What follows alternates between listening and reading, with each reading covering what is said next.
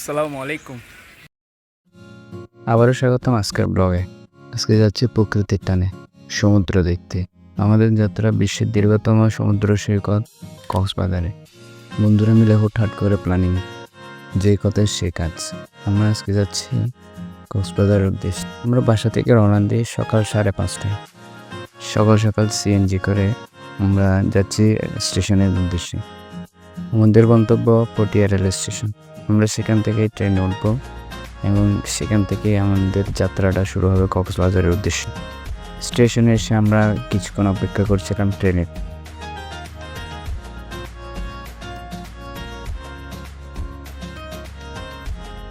অবশেষে অপেক্ষার অবসান। আমরা সকলে ট্রেনে উঠে পড়লাম। সেখানে আমরা আমাদের বগিতে গিয়ে আমাদের সিটগুলো খুঁজে নিলাম। শুরু হলো কক্সবাজারের উদ্দেশ্যে আমাদের যাত্রা। গ্রামের সৌন্দর্য দেখতে দেখতে আমরা যাচ্ছি কক্সবাজারের উদ্দেশ্যে।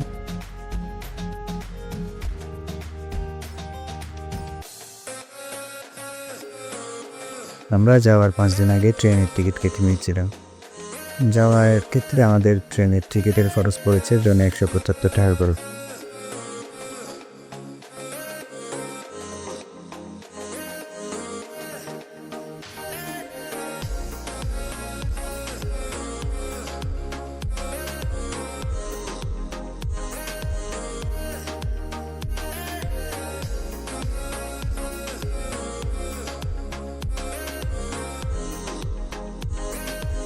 নেমে পড়লাম কক্সবাজার আইকনিক রেল স্টেশন।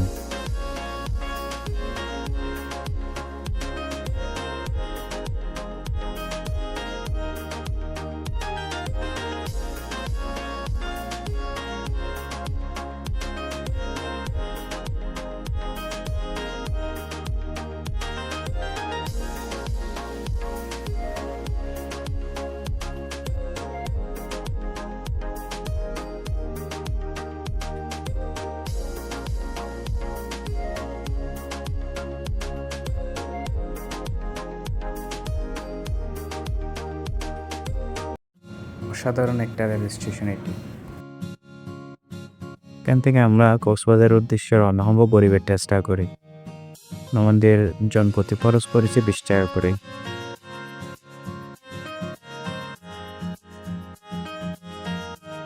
এই যে চলে এলাম কলাতল সি বিচ। আমরা ডলফিন মুখ থেকে আমাদের রুমের উদ্দেশ্যে রওনা হব। অনেক খোঁজার পলির পর আমরা নাম পেলাম। আমরা উঠলাম দি ওশেনিয়া হোটেলে। ট্রেনে এসি সহ 2 রুমের ভাড়া পড়েছে আমাদের 2 দিনের 4,500 টাকা।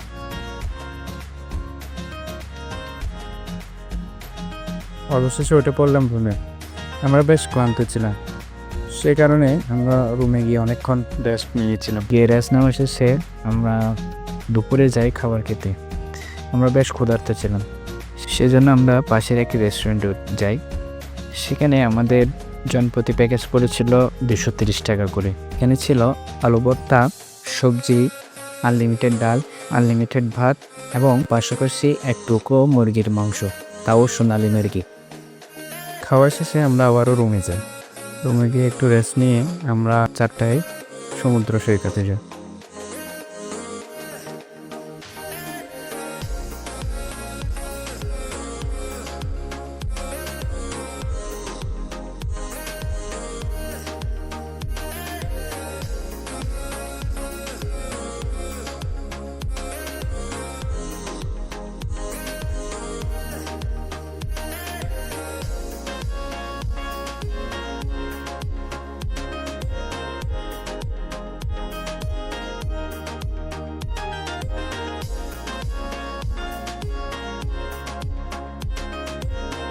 সমুদ্রের তীরে বসে সমুদ্র দেখার মতো অনুভূতি হয়তো আরেকটিও নেই।